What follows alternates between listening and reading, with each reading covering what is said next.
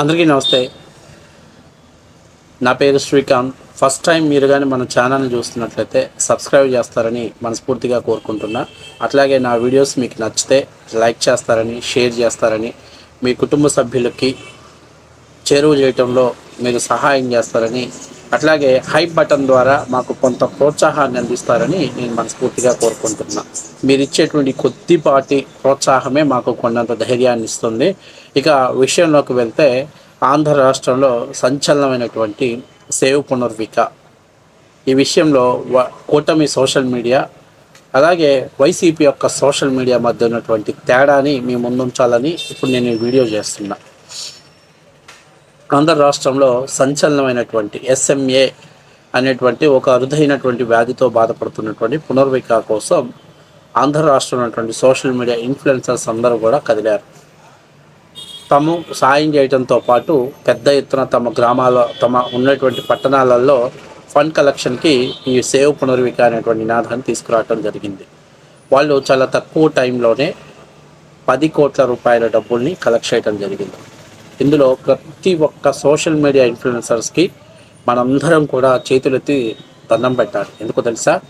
Social media influencers అంటే కేవలం ఏదో ఒకరిని ట్రోల్ చేయటమో, లేకపోతే ఫ్రాంక్ వీడియోస్ చేయటమో, లేకపోతే ఇంకేదన్నా కొన్ని కామెడీ వీడియోస్ చేయటం ద్వారా సబ్స్క్రైబర్స్ని, ఫాలోవర్స్ని పెంచుకునే వాళ్ళే. కానీ ఫస్ట్ టైం ఒక సామాజిక బాధ్యత ద్వారా ఒక సోషల్ మీడియా బాధ్యతని తీసుకొని సమాజంలో ఉన్నటువంటి ఒక అరుదైనటువంటి వ్యాధి, అత్యంత ఖరీదైనటువంటి వ్యాధికి డబ్బులు కలెక్ట్ చేయడం కోసం మేము ఈ సమాజంలో భాగ్యమే అంటూ ఒక సామాజిక బాధ్యత తీసుకున్నటువంటి ప్రతి ఒక్క ఇన్ఫ్లుయెన్సర్స్కి మనం నిజంగా గర్వపడాలని, ఇన్ఫ్లుయెన్సర్స్ అందరినీ కూడా మనం ఫాలోవర్స్ అయినందుకు.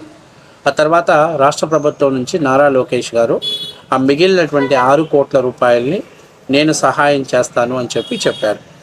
సో 10 కోట్ల రూపాయలు సోషల్ మీడియా ఇన్ఫ్లుయెన్సర్స్ ఇచ్చారు. మిగిలినటువంటి 6 కోట్ల రూపాయలని నారా లోకేష్ గారు తన వ్యక్తిగత ఖాతా నుంచి, ప్రభుత్వం నుంచి కాదు, తన వ్యక్తిగత నుంచి ఆయన సహాయం చేశారు. సరే, నిన్న హైదరాబాదులో రెయిన్బో హాస్పిటల్లో దానికి సంబంధించినటువంటి ఇంజెక్షన్స్ని తీసుకురావడం జరిగింది. ఆ సందర్భంగా నారా లోకేష్ గారు అక్కడికి వెళ్ళి పునర్విక పాపని ఎత్తుకొని వెళ్ళటం, ఇది వైఎస్ఆర్సీపీ సోషల్ మీడియాకి నచ్చల. ఇంకా వైసీపీ సోషల్ మీడియాలో ఉన్నటువంటి జగన్, ఆయన సోషల్ మీడియా ఇన్ఫ్లుయెన్సర్స్ ఒక్కసారిగా నారా లోకేష్ మీద దాడి చేశారు. 90% ఫండ్స్ కలెక్ట్ చేస్తే కేవలం 10% డబ్బులు ఇచ్చేసి ఫొటోస్ దిగి మొత్తం నీ ఖాతాలో వేసుకోవడానికి సిగ్గనిపించట్లేదా? అలా కొంతమంది తమ మానసికమైనటువంటి, ఎందుకంటే వాళ్ళు మానసిక రోగులు కాబట్టి తమకున్నటువంటి మానసిక జబ్బుని బయటపెట్టే ప్రయత్నం చేశారు. అయితే ఇక్కడ చాలా ముఖ్యమైన విషయం ఏంటంటే, నారా లోకేష్ గారు 6 కోట్ల రూపాయల డబ్బులు ఇవ్వటం అనేది పెద్ద విషయం కాదు. 10 కోట్ల రూపాయల డబ్బులు కలెక్ట్ చేసినటువంటి సోషల్ మీడియా ఇన్ఫ్లుయెన్సర్స్ అందరికీ కూడా వాళ్ళు కూడా చాలా పెద్ద విషయం అది ఒకటి. రెండవది, ఏదైతే సోషల్ మీడియా ఇన్ఫ్లుయెన్సర్స్ కలెక్ట్ చేస్తున్నారు అనగా ఆతో పాటు చంద్రబాబు నాయుడు ప్రభుత్వం మీద కూడా మీరేం సహాయం చేయరా అంటూ ప్రభుత్వాన్ని కూడా ప్రశ్నించినటువంటి సందర్భాలు ఉన్నాయి. సో దానికి స్పందించినటువంటి నారా లోకేష్ గారు, మీరు 10 కోట్లు కలెక్ట్ చేశారు కాబట్టి మిగిలిన 6 కోట్ల రూపాయలని మేము కలెక్ట్ చేస్తామని ఇస్తానని చెప్పడంతో పాటు ఆ ఇంజెక్షన్ని ఇతర దేశాల నుంచి రెయిన్బో హాస్పిటల్కు తీసుకురావటంలో ఆయన, అంటే నిర్ణీత గడువు లోపలే తీసుకురావటంలో ఆయన విజయం సాధించారు. అయితే ఇక్కడ చాలా ముఖ్యమైన విషయం, జగన్మోహన్ రెడ్డి గారు 2019, 2024కి ముందు, ఎలక్షన్స్ ముందు అనేకమైనటువంటి పొలిటికల్ స్టంట్ చేశారు. 2019 ముందు కోడికత్తి డ్రామా ఆడారు, బాబాయ్ గొడ్డలిపోటు వాడాడు. సరే, దాని రాజకీయ లబ్ధి పొందుకొని జగన్మోహన్ రెడ్డి గారు ముఖ్యమంత్రి అయ్యారు. ఇక 2024కు ముందు గులకరాయి డ్రామా ఆడారు. సో ఇవన్నీ తీసేసిన తర్వాత ఇందులో ఒక కడప జిల్లాకు చెందినటువంటి ఒక పెద్ద ఆయన్ని ఒక దగ్గర కూర్చోబెట్టి సాక్షి మీడియా అక్కడికి వెళ్ళి ఆయన ప్రశ్నించింది. ఏంటి పెద్ద ఆయన, నువ్వు ఇక్కడ ఉన్నావు అని అంటే, నేను జగన్మోహన్ రెడ్డి గారి కోసం ఉన్నానండి, మా మనవరాలకి ఎస్ఎంఏ అయినటువంటి ఒక అరుదైనటువంటి వ్యాధి వచ్చింది, దానికి బెంగళూరులో హాస్పిటల్లో చూపిస్తే 16 కోట్ల రూపాయలు ఖర్చు అయిద్దని చెప్పారు.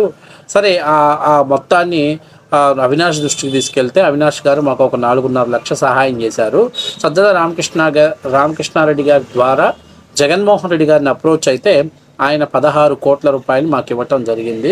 మా పాపకి ఇప్పుడు ట్రీట్మెంట్ జరుగుతుంది. మా పాప ఇప్పుడు బెంగళూరు హాస్పిటల్లో ఉంది అని చెప్పాడు. ఇది ఎన్నికల ప్రచారం జరుగుతున్న సమయంలో. అయితే ఇక్కడ చాలా కీలకమైన అంశాలు ఏంటంటే, ఆయన 16 కోట్ల రూపాయలని తన వ్యక్తిగత ఖాతా నుంచి ఇచ్చాడా, లేకపోతే తమ ఎమ్మెల్యేలు ఎంపీలు ఫండ్ వేసుకునే డబ్బులు ఇచ్చారా, లేకపోతే ప్రభుత్వ డబ్బుల నుంచి ఇచ్చారా అనేటువంటి వివరాలు అయితే ఎక్కడా కూడా బయటికి చెప్పలేదు. అట్లాగే ఏ పాపకైతే వాళ్ళు ట్రీట్మెంట్ చేశామో, ఎస్ఎంఈ వ్యాధితో బాధపడుతున్నటువంటి పాపకి ఇంజెక్షన్ అందించామని ఆ పాపని చూపించలేదు. కేవలం ఒక ముసలాయన మాత్రమే అక్కడ కూర్చొని మీడియా సమావేశంలో మాట్లాడటం జరిగింది. అంటే సాక్షి మీడియా ముందు మాట్లాడటం జరిగింది. అయినా కూడా ఎవ్వరు, ఎందుకంటే ఎన్నికల్లో పొలిటికల్ స్టంట్ అని తెలిసినా కూడా కూటమిలో ఉన్నటువంటి వాళ్ళు ఎవరు కూడా దాని మీద విమర్శించలేదు. ఎందుకో తెలుసా? ఏమో ఒకవేళ జగన్మోహన్ రెడ్డి సాయం చేశాడేమో. నిన్న కొంతమంది సోషల్ మీడియా ఇన్ఫ్లుయెన్సర్స్, అంటే జగన్కి కొంచెం దగ్గరగా ఉన్నటువంటి వాళ్ళు మాట్లాడుతూ 16 కోట్ల రూపాయల ఇంజెక్షన్ని ప్రొవైడ్ చేసినా కూడా ఎక్కడా పబ్లిసిటీ చేసుకోలేదు జగన్మోహన్ రెడ్డి అంటున్నాడు. కానీ ఆంధ్ర రాష్ట్రంలో నిశ్చితంగా పరిశీలిస్తే జగన్మోహన్ రెడ్డి గారికి పబ్లిసిటీ పిచ్చలేదా? కనిపించిన గుడికి, బడికి, శ్మశానానికి, గేట్లకి, జెండాలకి అన్నిటికీ కూడా వైసీపీ రంగులు వేశాడు. సమాధులకు కూడా వైసీపీ రంగులు వేశాడు. తర్వాత చిన్నపిల్లలకి ఇచ్చేటువంటి చిక్కీ ప్యాకెట్ల మీద జగన్మోహన్ రెడ్డి రంగు బొమ్మ వేయించాడు. అట్లాగే పిల్లలు కోడిగుడ్డు వెనకాల కూడా జగన్మోహన్ రెడ్డి గారి సింబల్ వేయించారు. అలాగే ఆయన జగన్మోహన్ రెడ్డి ఇచ్చినటువంటి ఏదైతే బ్యాగుకి, బెల్ట్కి, వాటన్నిటికీ కూడా జగన్మోహన్ రెడ్డి గారి బొమ్మ వేయించాడు. అంటే అంత పబ్లిసిటీ పిచ్చినటువంటి జగన్మోహన్ రెడ్డి 16 కోట్ల రూపాయల ఇంజెక్షన్ని దానం చేస్తే ఖచ్చితంగా జగన్మోహన్ రెడ్డి దాన్ని వాడుకోడా అనేటువంటిది మీరు మీ మీ ఊహా పరిజ్ఞానానికే వదిలేస్తున్నా. ఎందుకంటే ఆయనకి పబ్లిసిటీ పిచ్చి లేదు అని ఒక ఇన్ఫ్లుయెన్సర్ చెప్పాడు కాబట్టి నేను చెప్తున్నాను. అంతకుమించి దాని గురించి మాట్లాడలే. ఏది ఏమైనా ఒక పాపకి సహాయం చేశాడు జగన్మోహన్ రెడ్డి గారిని మనం అప్రిషియేట్ చేయాలి. అది చేశాడా చేయలేదా, పబ్లిక్ స్టంట్ కోసం ఆయన ఆడుకున్నాడా అనేది పైన భగవంతుడు డిసైడ్ చేస్తాడు. నేను దాన్ని తప్పు పట్టట్లా. కానీ ఇక్కడ నారా లోకేష్ గారి మీద 10% మీరు సహాయం చేశారు అని చెప్పేసి మాట్లాడటం, వ్యంగ్య అస్త్రాలను సంధించటం, ఇలాంటివి చూస్తేనే వైసీపీ యొక్క వాళ్ళ యొక్క సైకోతత్వం, అంటే ఎవరికన్నా ఒక పేరు వచ్చినా, ఒక హైప్ వచ్చినా తట్టుకోలేనటువంటి వాళ్ళ సైకోతత్వం అనేది బయటపడుతుంది. ఎందుకు అవుతుంది 10%? 6 కోట్ల రూపాయలు అంటే దాదాపుగా 38% ఆయన సహాయం చేసినట్టు. ఇక్కడ ఎంత సహాయం చేశారనేది కాదు ముఖ్యం,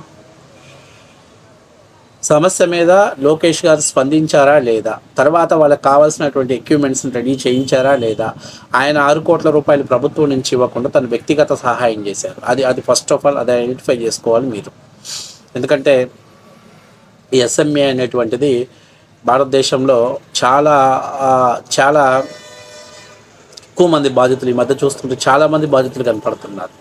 అయితే సింగపూర్కి సంబంధించినటువంటి ఒక కంపెనీ 100 మందికి ఫ్రీగా ఈ యొక్క 16 కోట్ల రూపాయల ఇంజెక్షన్స్ని ఫ్రీగా ప్రొవైడ్ చేస్తున్నారని చెప్పేసి గతంలో భద్రాద్రి గూడెం చెందినటువంటి ఒక పాపకి, 2 ఏళ్ల పాపకి, ఈ వ్యాధితో బాధపడుతున్న పాపకి లాటరీ సిస్టమ్ ద్వారా ఆ పాప కూడా సెలెక్ట్ అయింది. దాన్ని సాక్షిలో పబ్లిసిటీ చేయడంతో పాటు సాక్షి యాంకర్లు దాన్ని ఇంటర్వ్యూలు చేయించి అది జగన్మోహన్ రెడ్డి గారికి ఫేవర్గా చేయించినట్టు పబ్లిసిటీ చేయించుకున్నారు. అయినా కూడా నేను అసలు దాని గురించి కూడా మాట్లాడదలుచుకోవట్లే. కాకపోతే ఒక్క విషయం గుర్తుపెట్టుకోండి, మీరు ఎవరైనా కష్టాలలో ఉన్నప్పుడు వాళ్ళకి సహాయం చేసినప్పుడు దాన్ని మనం ఎంకరేజ్ చేయాలి. కనీసం ఎంకరేజ్ చేసేటువంటి మనస్తత్వం మనకు లేకపోతే మూసుకొని కూర్చోవాలి. అంతేగాని దాని మీద నిందలు వేయటం ద్వారా అవతల వ్యక్తిని వ్యక్తిగతంగా దెబ్బతీయాలనుకుంటే మన వ్యక్తిత్వమే పోతుంది అనేది వాస్తవ విషయం. ఎందుకంటే ఇలాంటి అనేకమైన విషయాలలో వైసీపీ వాళ్ళు చాలా జుగుత్సాకరంగా ప్రవర్తించి తమ వ్యక్తిగత డ్యామేజ్ చేయడంతో పాటు జగన్మోహన్ రెడ్డి గారు కూడా డ్యామేజ్ చేసిన మాట వాస్తవ విషయం. కాబట్టి ఈ నిన్న ఏదైతే రెయిన్బో హాస్పిటల్లో లోకేష్ గారు వెళ్ళటం, పునర్వికాన్ని దగ్గరకు తీసుకోవటం, ఆ పాపకి తల్లిదండ్రులకు ఒక భరోసాని ఇవ్వటంతో మొత్తం వైసీపీ వాళ్ళకి ఫ్యూజులు ఎగిరిపోయాయి. ఎక్కడ లోకేష్కు మంచి పేరు వచ్చిద్దో అని చెప్పేసి మొత్తం సోషల్ మీడియా మొత్తం ఎక్కువ పెట్టేసింది. నేనేమంటున్నానంటే, మీరు కూడా జగన్మోహన్ రెడ్డి 16 కోట్ల రూపాయలు ఇంజెక్షన్ ఇచ్చాడు, ఇంజెక్షన్కి సహాయం చేశాడు ప్రభుత్వం అన్నారు కదా, ఆ పాప డీటెయిల్స్, ఏ హాస్పిటల్లో ట్రీట్మెంట్ పొందింది, ఆ పాపకి జగన్మోహన్ రెడ్డి తన వ్యక్తిగత ఖాతా నుంచి ఇచ్చాడా, లేకపోతే మన ఎమ్మెల్యేలంతా ఫండింగ్ చేసి ఆ పాపకి సహాయం చేశారా, లేకపోతే ఆ పాపకి ప్రభుత్వం నుంచి ఏ జీవో ద్వారా డబ్బులు ఇచ్చాడో మీరు బయట పెట్టేసి మీరు ఆధారాలు చూపిస్తే మేము కూడా, ఎందుకంటే ఎన్నికల స్టంట్లో జగన్మోహన్ రెడ్డి గతంలో అనేకమైనటువంటి పొలిటికల్ స్టంట్లు చేశాడు కాబట్టి మేము కూడా దీన్ని నమ్ముతూ ఉంటాము. మీరు పబ్లిసిటీ చేసుకోకుండా దూరంగా ఉంటారని పిచ్చి మాటలు మాకు మాట్లాడమాకండి.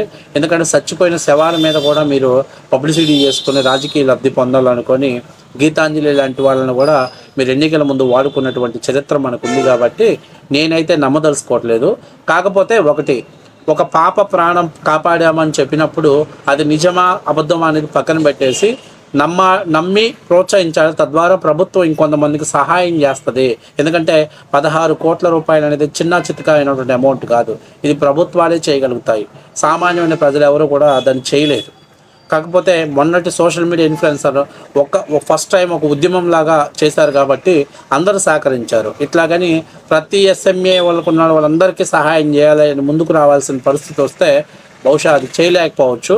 సో కాబట్టి నేను చెప్పేది ఏంటంటే వైఎస్ఆర్సీపీ పార్టీ వాళ్ళని ఇలా వ్యవహరిస్తే మిమ్మల్ని మానసిక సైకోలు అంటారు. ఎందుకంటే ఇలా సైకో తత్వంతో వ్యవహరిస్తే రానున్న రోజుల్లో ప్రజలే మీకు బుద్ధి చెప్తారు. ఏది ఏమైనా జగన్మోహన్ రెడ్డి వైసీపీ నాయకులు, కార్యకర్తలు, సోషల్ మీడియా ఇన్ఫ్లుయెన్సర్స్ దయచేసి మిమ్మల్ని అందరినీ ఒక మంచి హాస్పిటల్కి తీసుకెళ్ళి, ఒక సైకియాట్రిస్ట్కి తీసుకెళ్ళి ట్రీట్మెంట్ చేయించాలి. అప్పుడే మీ యొక్క మానసిక పరిస్థితి బాగుపడుద్దని నేను మనస్ఫూర్తిగా నమ్ముతున్నా. లేకపోతే మీరు ఇలాగే ప్రవర్తిస్తే ప్రజలే మీకు బుద్ధి చెప్తారు.